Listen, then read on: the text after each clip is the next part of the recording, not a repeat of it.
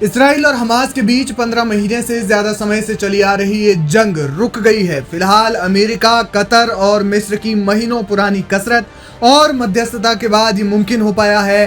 हालांकि इस जंगबंदी के बाद भी इसराइल गजा पर कहर बरपाना नहीं बंद कर रहा है। जी हाँ, इसराइल ने युद्ध विराम की योजनाबद्ध शुरुआत करने के बाद से गजा पर हवाई हमले में 10 फिलिस्तीनियों की जान ले ली। ऐसा बताया जा रहा है कि जब तक युद्ध विराम की शर्तों के हिसाब से हमास बंधकों को रिहा करना शुरू नहीं करता, इसराइल हमले बंद नहीं करेगा।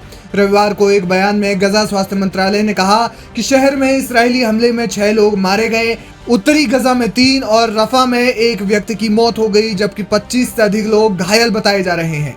यह हमला इस्राएली प्रधानमंत्री बिन्यामिन नेतन्याहू के उस बयान के बाद हुआ जिसमें उन्होंने कहा था कि जब तक हमास बंदियों के नाम जारी नहीं करता तब तक युद्ध विराम शुरू नहीं होगा। आपको बता दें कि फिलिस्तीनी समूह हमास ने इस देरी के लिए तकनीकी कारणों को जिम्मेदार ठहराया है। हमास के एक प्रवक्ता ने टेलीग्राम पर एक पोस्ट में कहा कि हमास ने गजा में युद्ध विराम समझौते के कार्यान्वयन के पहले दिन में मुक्त होने वाले 3 इस्राएली बंदियों के नाम जारी किए। ये कदम संभावित रूप से 1 घंटे की देरी के बाद संघर्ष विराम शुरू होने के बाद सामने आया है।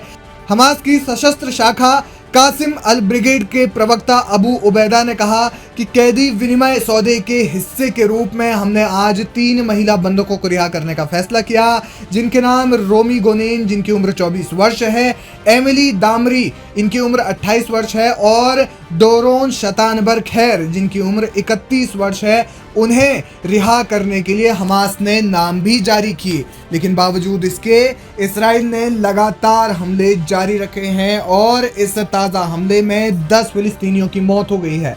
आपको बता दें कि इसराइल और हमास के बीच गजा में चल रहे युद्ध को रोकने के लिए मध्यस्थता कर रहे कतर ने यह ऐलान कर दिया था कि रविवार से युद्ध विराम शुरू हो जाएगा, युद्ध रुक जाएगा। हालांकि इस्राएली सदर बिन्यामिन नेतन्याहू ने कहा कि हमास के साथ जो भी समझौते हुए हैं उसे उन्हें मानना होगा, नहीं तो संघर्ष विराम का पालन नहीं किया जाएगा।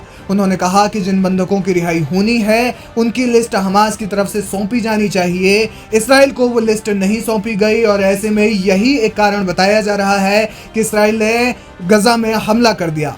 इसराइली सदर बिन्यामिन नेतन्याहू ने सोशल मीडिया प्लेटफॉर्म एक्स पर ट्वीट करके ये बात कही थी। बता दें कि कतर के मुताबिक रविवार को सुबह 8:30 बजे से ही युद्ध विराम शुरू हो गया है, लेकिन नेतन्याहू के इस बयान के बाद सीज फायर को लेकर असमंजस की स्थिति बन गई है। कतर के विदेश मंत्री माजिद अल अंसारी ने सोशल मीडिया प्लेटफॉर्म एक्स पर कहा कि युद्ध विराम रविवार को 8:30 बजे, जो कि भारतीय समय अनुसार 12 बजे से शुरू होगा, तब से प्रभावी होगा और लोगों को सावधानी बरतने और अधिकारियों के निर्देशों का इंतजार करने की सलाह दी।